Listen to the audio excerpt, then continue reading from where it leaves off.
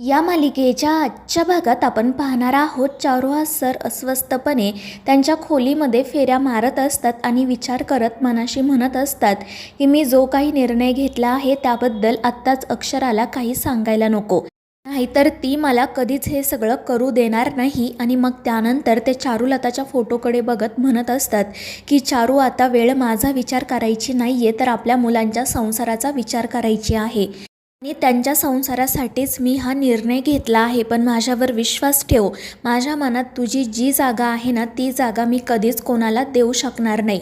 मला जे काही आयुष्य जगायचं होतं ते मी तुझ्यासोबत जगून घेतलं आहे, त्यामुळे आता माझ्या जगण्याला किंवा मरण्याला काही अर्थ नाही आहे.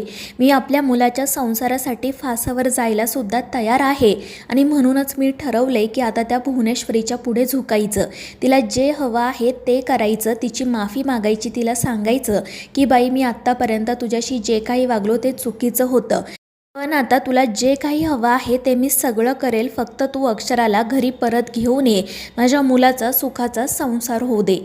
त्यानंतर दुसऱ्या दिवशी सकाळी अधिपती देवीचं दर्शन घेत असतो आणि म्हणत असतो की देवी काही कर पण आमच्या मास्तरीणबाई लवकरात लवकर घरी येऊ दे.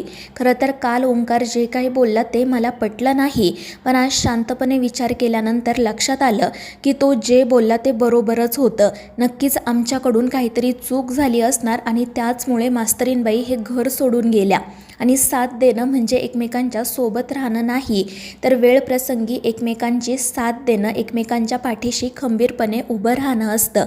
खरंच आमची चूक झाली, पण आता मास्तरीणबाईंना लवकरात लवकर घरी यायची सुबुद्धी दे. आणि त्याचं हे सगळं बोलणं सुरू असतानाच आजी त्या ठिकाणी येतात. त्या अधिपतीला सरळ म्हणतात की अरे सगळं देवावर सोडून भागत नाही, तू काहीतरी प्रयत्न कर. तर अधिपती विचारतो म्हणजे राजी म्हणत असतात की अरे तू जा, सुनबाईची माफी माग, तिच्यासमोर गुडघ्यावर बस आणि तिला म्हणावं की चुकलं माझं, आता तुम्ही घरी चाला, तुमच्याशिवाय घराला शोभा नाही. आणि त्यावेळी अधिपती म्हणतो की अगं मी गेलो तर होतो ना दोनदा त्यांच्याकडे, पण काय झालं, त्या घरी आल्या का नाही ना, आणि आमचं जाऊ दे, त्यांचे लाडके सासरे बुवा तर गेले होते ना, त्या त्यांच्यासोबतही आल्या नाही, मग आता काय करायचं. पण आजी त्याला काही सांगणार त्याच वेळी ती दुर्गी त्या ठिकाणी येते आणि धनाजीने अजून चहा कसा बनवला नाही म्हणून आरडाओरडा करत असते. त्यामुळे आजी किचनमध्ये जातात तर अधिपती तिच्याकडे लक्ष न देता पुन्हा देवीपुढे हात जोडून उभा राहतो.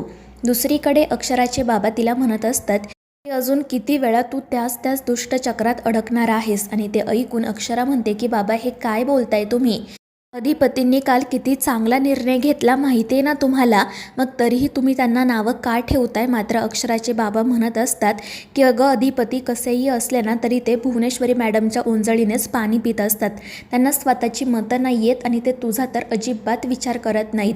आणि त्यावेळी अक्षरा म्हणते की बाबा असं खरंच काही नाही आहे, खरं तर मलाही आधी असंच वाटत होतं की अधिपतींना स्वतःची मतं नाही आहेत, पण असं खरंच नाही आहे. आणि काल तुम्ही बघितलं ना भुवनेश्वरी मॅडमनी शिक्षकांचे जे पगार अडवून ठेवले होते ते अधिपतींनी रिलीज केले आणि यासाठी त्यांना स्टँड घ्यावा लागला असेल, कारण भुवनेश्वरी मॅडमच्या विरोधात जाणं खरंच खूप अवघड आहे. आणि खरं तर ना अधिपती घरगुती छोट्या गोष्टींमध्ये कधीच लक्ष घालत नाही, त्यांची मतं देत नाही, पण जर त्यांना दिसलं ना की कोणावर तरी अन्याय होतोय तर मग ते गप्प बसत नाही, ते त्या गोष्टीसाठी स्टँड घेतात, स्वतःचं मत मांडतात आणि वेळ प्रसंगी अगदी भुवनेश्वरी मॅडमच्या विरोधातही जातात. आणि अक्षराचं हे बोलणं ऐकून तिचे बाबा तर गप्पच बसतात. दुसरीकडे अधिपती त्याच्या खोलीत असताना चारुहास सर त्या ठिकाणी येतो. तर अधिपती लगेच वैतागून म्हणतो की आता कशासाठी आला आहात तुम्ही इथे. तर चारुहास सर म्हणत असतात की मला तुझ्याशी बोलायचं आहे. पण अधिपती खूप चिडतो, पण ते त्याला समजावतात आणि शांतपणे माझं एकदा बोलणं ऐकून घे असं सांगतात. त्यामुळे तो विचारतो की बोला, काय बोलायचं आहे तुम्हाला. तर चारुहास सर म्हणत असतात की अधिपती आता तू जास्त वेळ वाया घालवू नको, लवकरात लवकर अक्षराकडे जा आणि तिला घरी घेऊन ये. दुसरीकडे भुवनेश्वरीने त्या इराला कॉल केलेला असतो. तर इरा म्हणत असते की भुवनेश्वरी मॅडम, तुम्हाला जर माझी कोणतीही मदत लागली ना तर नक्की सांगा, मी तुम्हाला हवी ती मदत करेल. तर भुवनेश्वरी म्हणत असते की मदत हवी आहे म्हणूनच तर तुम्हाला फोन केला ना, तुमच्याशी गप्पा मारायला, तुम्ही काय माझी मैत्रीण आहात का. आणि ते ऐकून इरा गप्प बसते. त्यानंतर भुवनेश्वरी तिला अक्षराबद्दल विचारते तर इरा सांगत असते की ताई काल खूपच आनंदात होती, कारण तिनेच अधिपतींना पगार करायला सांगितला होता आणि अधिपतींनी तो केलासुद्धा ना. काल तर ती सगळ्यांना सांगत होती अधिपती खूप न्यायी आहेत. मग मी सुद्धा म्हटलं की भुवनेश्वरी मॅडम मग काय अन्याय करतात की काय, पण मग ती गप्पच बसली आणि हे ऐकून भुवनेश्वरी म्हणू लागते की मला वाटलंच होतं त्यांच्याशिवाय एवढं धाडस कोणीही करू शकणार नाही.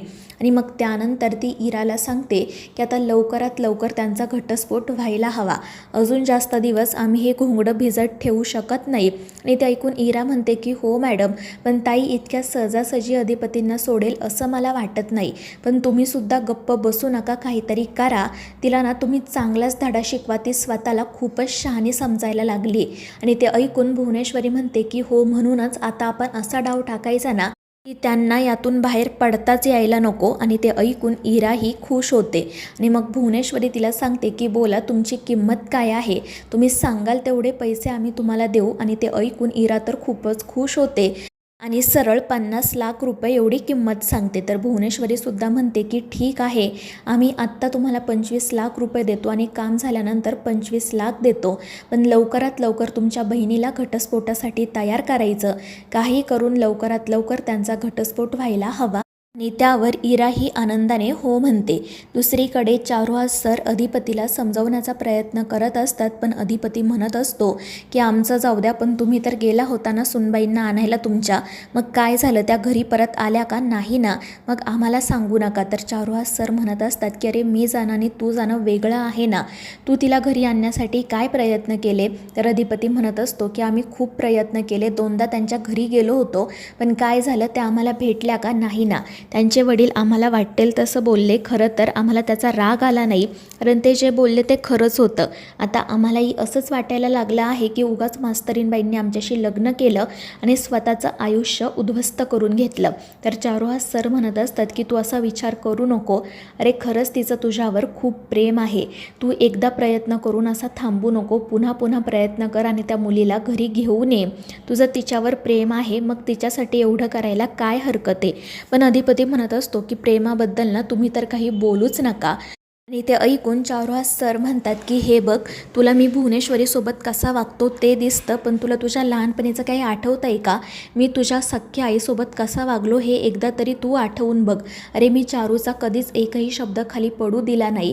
आणि ते सगळं जाऊ दे, पण चारू गेल्यानंतर इतक्या वर्षांनीसुद्धा माझ्या मनात तिची तीच जागा कायम आहे. आणि अक्षराचं आणि तुझं तर एकमेकांवर किती प्रेम आहे ना, मग तू जा, तिची माफी माग, तिला घरी परत घेऊन ये. पण अधिपती काही बोलतच नाही. तर दुसरीकडे दुर्गी भुवनेश्वरीला विचारत असते की अगं ताई, तू त्या इराला 50 लाख रुपये द्यायला तयार का झाली, सगळं तर आपण केलं ना, मग ती बाई काय करणार, उगाच तू तिला एवढे पैसे देतेस. आणि ते ऐकून भुवनेश्वरी म्हणते की नाही दुर्गे, ती जे काम करणार आहे ना त्यासाठी ही बरोबर किंमत आहे. आणि तिनेच आत्ता मला सांगितलं की ते पगाराचं सुद्धा तिनेच अधिपतींना सांगितलं. खरंच त्यांची आता मजल खूप वाढली आहे. आणि ते ऐकून दुर्गी म्हणते की अधिपतीसुद्धा बघ ना कसं तिचंच ऐकतात, आपण त्यांना खरंच जाब विचारायला हवा. पण भुवी म्हणते की नाही, आत्ता मला त्यांच्याशी काही बोलायचं नाही आहे, कारण आपण जर काही बोलायला गेलो ना तर ते त्यांच्या हट्टावर अडून बसतील आणि गोष्टी अजून अवघड होतील.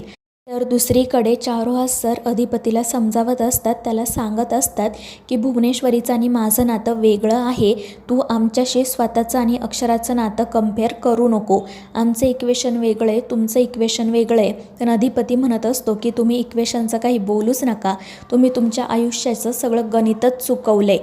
तुम्ही जर आमच्या आईसाहेबांना योग्य तो मान दिला असता, योग्य ती जागा दिली असते ना, तर आज मास्तरीनबाई या घरात असत्या.